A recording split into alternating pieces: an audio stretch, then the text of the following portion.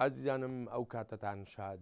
2 ساڵ لەمەوبەر ئەو خۆپیشاندانانی کە لە وڵاتی تونس دەکران بوونە سەرچاوە و بنەما بۆ شۆڕشەکانی بەهاری عەرەب هەم لە باکووری ئەفریقا و هەروەها لە ڕۆژهەڵاتی ناوەڕاستیشدا. ئێستا خۆپیشاندان سەر لە نوێ لە وڵاتی تونس دەستی پێکردوێتەوە بە تایبەتی دوای کوژرانی کەسایەتیەکی سیاسی وڵاتەکە کە لایەنە سەلەفیە ئیسلامیەکان بەم کوشتنە گوناهبار دەکرێن. ئەم خۆپیشاندانانی ئەم دواییە بۆ تەمایی ئەوەی کە زۆرێک لە تونسیەکان بڵێن ئایندەی وڵاتەکەیان نادیارە.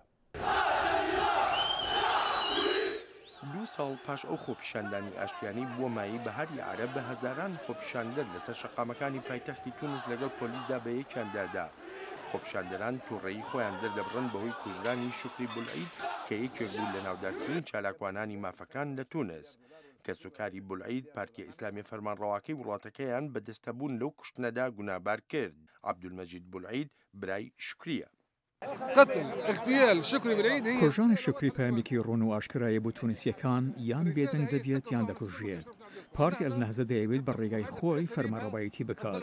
دەمێکە هەڕەشەی کوشتنی لێ دەکرێت دواترینیان کورتنامەیەک بوو 2 ڕۆژ پێش کوشتنەکەی.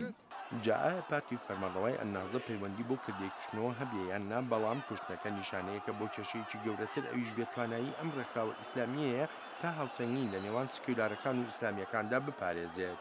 هەنگ مادکە شیکەرەوەی کاروباری ڕۆژهەڵاتی ناوەڕاستە لە نێوەندی توێژینەوەی استراتیژی نێونەتەوەیی بنکە لە واشنگتن.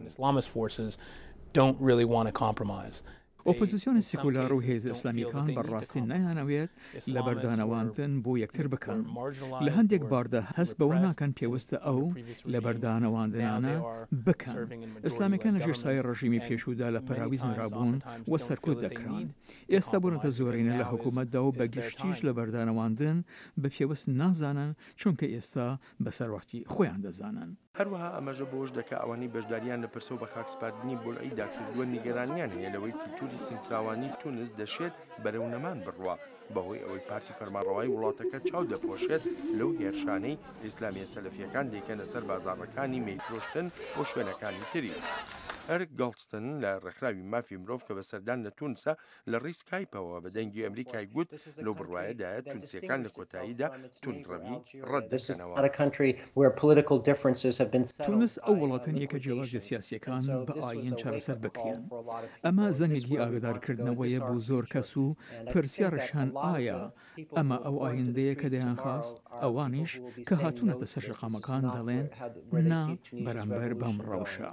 بۆ زۆرێک لە تونسیەکان ئەم ڕۆژە وەک ئەوەیە هەوڵ سەم شاری داپۆشی بێ لە دەمێکدا بازار و شوێنە گشتیەکان وەک مانگوتنێکی گشتی داخرابوون.